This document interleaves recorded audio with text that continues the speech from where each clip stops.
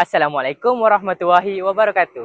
Saya Muhammad Aiman Ashraf bin Maksah merupakan pelajar daripada Institut Pendidikan Guru Kampus Universiti Tun Hussein Noon akan mengupas tentang ejaan Rumi 1972 serta satu isu tentang kegramatisan tata bahasa. Jadi, mari kita pergi ke slide berikutnya.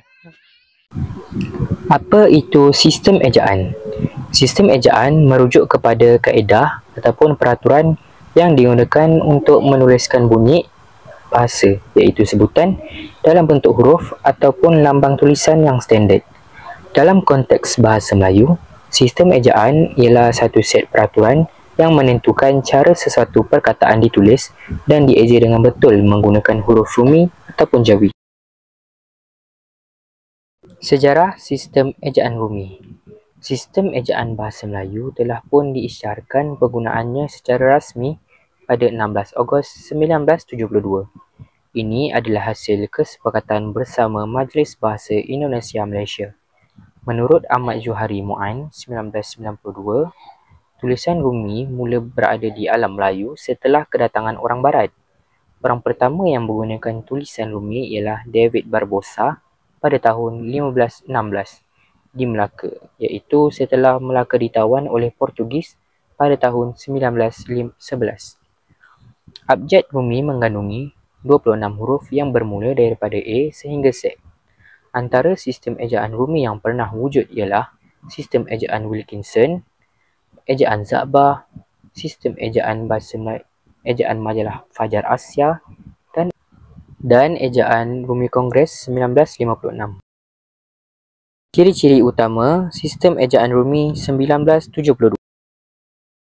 Yang pertama, abjad. Ejaan bahasa Melayu mempunyai 26 abjad yang terdiri seperti berikut: huruf A, huruf B, huruf C, huruf D, huruf E, F, G, H, I, J, K, L, M, N, O, P, Q, R, S, T, U, V, W, X, Y dan Z. Yang kedua pula ialah huruf vokal. Fungsi huruf vokal ialah untuk membentuk suku kata, menentukan sebutan dan makna perkataan, membantu menyebut dengan lancar dan menentukan intonasi serta bunyi. Huruf-huruf vokal ialah huruf A, huruf I pepet, I taling, I, O dan U. Jadi untuk contoh perkataan boleh dilihat di sini. Seterusnya, huruf konsonan. Fungsi huruf konsonan adalah untuk membentuk struktur perkataan, menentukan dan membezakan bunyi dan makna perkataan serta membantu membentuk suku kata. Untuk setiap perkataan dan huruf-hurufnya anda boleh lihat pada skrin.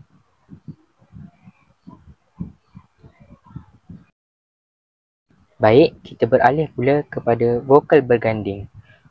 Vokal berganding ialah dua huruf vokal yang hadir bersebelahan dalam satu perkataan, tetapi masing-masing memiliki bunyi tersendiri, iaitu tidak membentuk satu bunyi baru. Huruf-hurufnya ialah huruf A, AI, AU, OI, IA, IO, IU, UA, UI, EA, EO, EU. Baik, saya akan sebutkan contoh bagi AA. Pada perkataan maaf, hurufnya, cara sebutannya ialah huruf A digabungkan, maaf, bukannya diasingkan. Untuk contoh lain boleh dilihat pada skrin. Kita bergerak pula pada diftong. Diftong ialah gabungan dua huruf vokal yang dilafazkan sebagai satu bunyi dalam satu suku kata, iaitu AI, AU dan OI. Contoh awal kata ialah ice, AI, ice. Untuk AU, aurat, aurat. Untuk OI, oidium,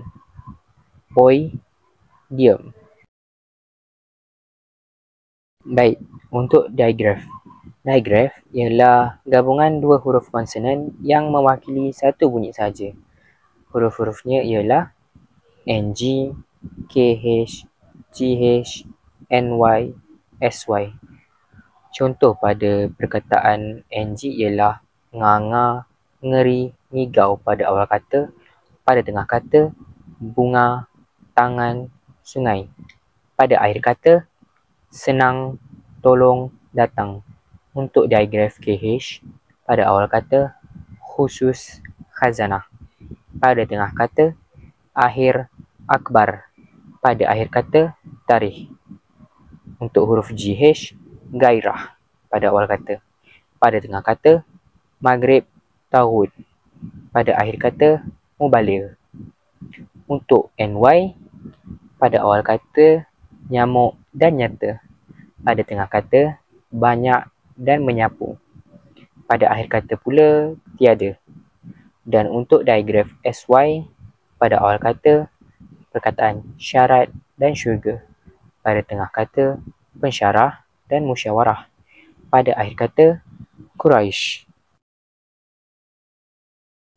Selepas itu, direct consonant. Direct consonant ialah dua ataupun lebih huruf konsonan yang bersebelahan dalam satu perkataan. Jadi, direct consonant ialah MP, MB, NT, ND, RB, RD, RM, ST, KT, KD, HL dan LM. Untuk contohnya boleh dibaca pada skrin. Bagi gugusan konsonan pula, ialah dua konsonan ataupun lebih yang hadir secara berterusan dalam satu suku kata. Berbeza dengan direct konsonan, gugusan konsonan menekankan kedudukan konsonan dalam satu suku kata yang sama, bukan sekadar bersebelahan dalam perkataan. Gugusan konsonan pertama ialah BL, contoh perkataannya blok.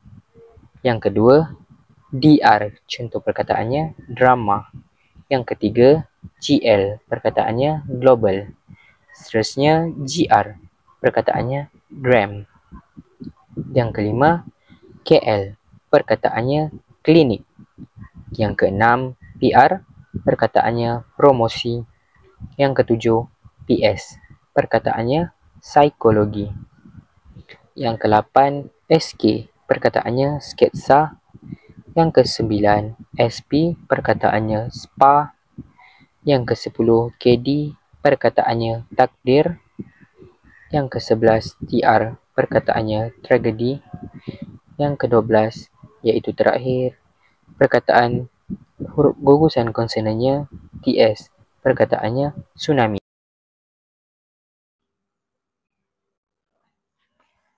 Ejaan memainkan peranan yang penting dalam memastikan komunikasi tulisan yang jelas dan tepat. Penggunaan ejaan yang betul membantu dalam mengelakkan daripada berlakunya kesalahfahaman ataupun kurang faham dalam penulisan.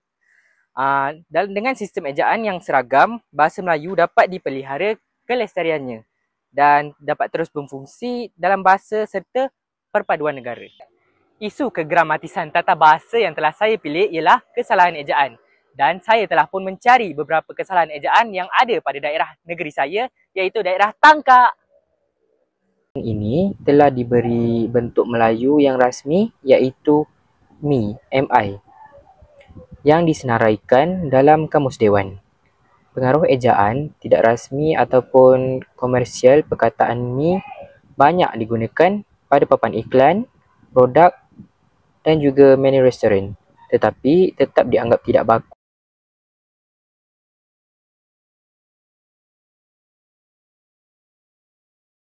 Kita beralih pula pada gambar yang seterusnya, iaitu kesalahannya terletak pada ejaan murtabak. Perkataan murtabak, MURTABAK, murtabak, sering menimbulkan kekeliruan ejaan dalam penulisan kerana perkataan ini berasal daripada bahasa Arab yang telah diserap ke dalam bahasa Melayu. Namun, terdapat pelbagai bentuk ejaan yang salah digunakan seperti murtabak, MURTABAK, murtabak, mutabak, MUTABAK, ataupun motabak, M-O-T-A-B-A-K. Tapi ejaan yang benar ialah martabak, iaitu M-A-R-T-A-B-A-K. Terdapat juga kesalahan ejaan yang kedua pada gambar tersebut, iaitu kesalahan ejaan bagi perkataan biryani. Cara ejaannya adalah tidak mengikuti sistem ejaan rumi bahasa Melayu yang betul. Ejaan yang betul ialah B-E-R-I-A-N-I, biryani.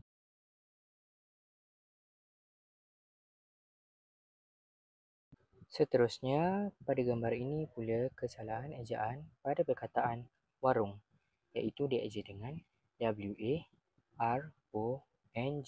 warung. Ejaan warung tidak dianggap baku dan salah menurut ejaan DBP. Ejaan warung, W-A-R-O-N-G, dipengaruhi oleh dialek ataupun penulisan lama dalam ejaan ini. Ejaan ini dipengaruhi dengan laras bahasa tidak formal ataupun dialek ataupun gaya lama seperti penggunaan kopitiam, warung ataupun kedai kopi. Ia tidak diterima dalam penulisan rasmi. Jadi, ejaan yang benar di sini ialah W-A-R-U-N-G, warung. Baiklah, seterusnya pada perkataan promo. Perkataan promo sering digunakan dalam bahasa percakapan, iklan ataupun media sosial. Namun, dalam bahasa Melayu, ianya dianggap tidak baku dan perkataan ini dianggap tidak tepat ataupun tidak baku. Asal perkataan promo berasal daripada bahasa Inggeris iaitu promotion ataupun dari bentuk singkatannya dalam bahasa Indonesia ataupun Inggeris iaitu promo. Ianya tidak mengikut ejaan baku dalam Dewan Bahasa Pustaka. Ianya juga tidak diiktiraf sebagai kata baku dalam konteks penulisan rasmi. Jadi, ejaan yang betul ialah P-R-O-M-O-S-I, promosi. Pada gambar itu, huruf S dan I tidak diletakkan, jadi ianya adalah salah.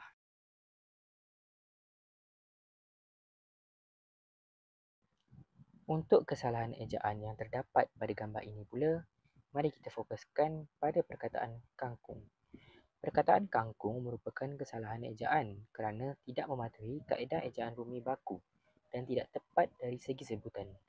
Ejaan yang standard dan betul yang diterima ialah K-A-N-G-K-U-N-G, kangkung.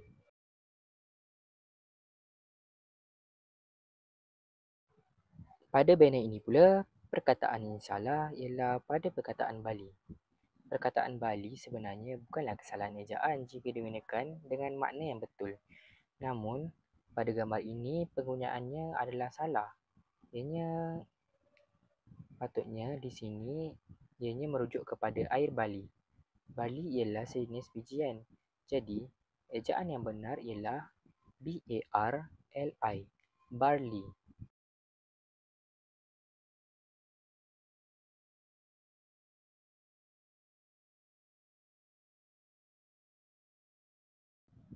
Pada gambar ini, ejaan yang salah ialah ejaan sate.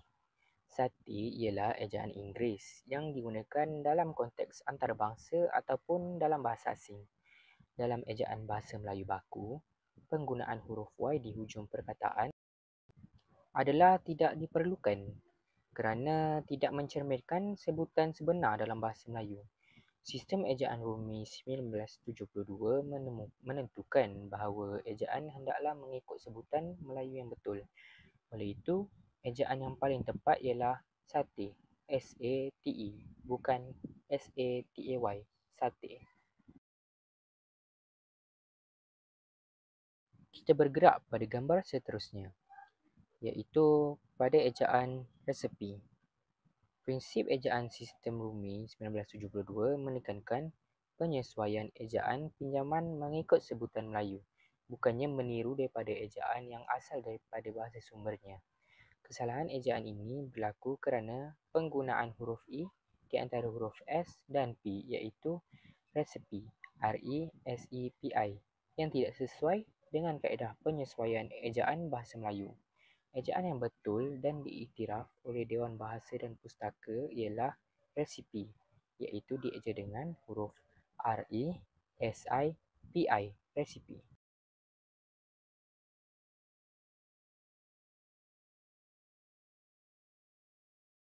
Kesalahan ejaan pada gambar ini pula adalah disebabkan kesalahan huruf vokal. Huruf vokal O yang digunakan adalah tidak tepat untuk menggantikan huruf AR pada suku kata akhir. Dalam sistem ejaan Rumi Bahasa Melayu, perubahan seperti ini tidak dibenarkan kerana ianya mengubah bentuk dan sebutan baku perkataan. Perkataan besar, BESO, mencerminkan sebutan logat ataupun dialek sesetengah daerah yang menggugurkan bunyi R di hujung perkataan. Dalam bahasa baku, huruf R mesti dikekalkan dalam ejaan dan sebutan. Ejaan besar adalah salah kerana tidak mematuhi sistem ejaan Rumi baku. Ejaan yang betul ialah besar, BESAR, besar.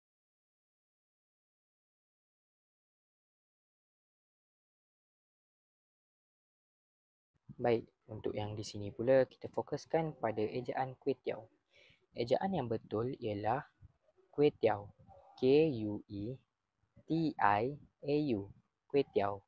Mengikut panduan DBP, Dewan Bahasa Pustaka, perkataan kuih tiaw, KUETIAW, tidak menempati kaedah ejaan pinjaman daripada bahasa Cina. Dalam sistem ejaan Rumi Bahasa Melayu, gabungan IAW tidak digunakan untuk mewakili bunyi tiaw ataupun tiaw.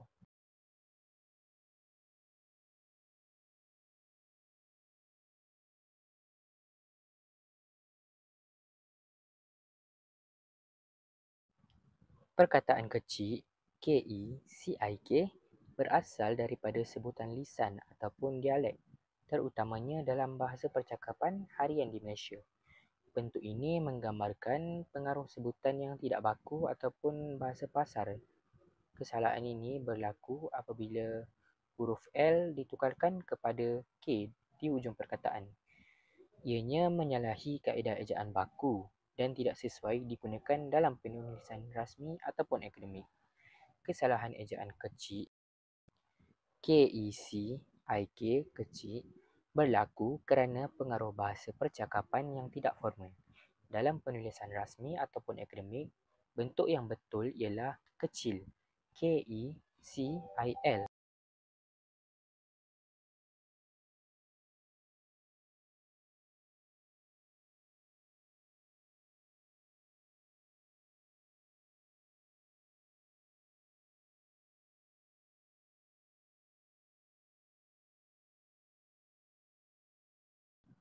Pada gambar ini, kesalahan ejaan yang berlaku ialah pada ejaan bihun, BEEHUN, bihun. Ianya berpunca daripada penggunaan bentuk asal bahasa sumber tanpa penyesuaian kepada sistem ejaan Bumi Bahasa Melayu. Dalam penulisan rasmi akademik ataupun sebarang urusan rasmi, perkataan yang perlu digunakan ialah bihun, BIHUN, bihun. Kerana itulah bentuk ejaan yang baku yang diiktiraf oleh Dewan Bahasa dan Pustaka.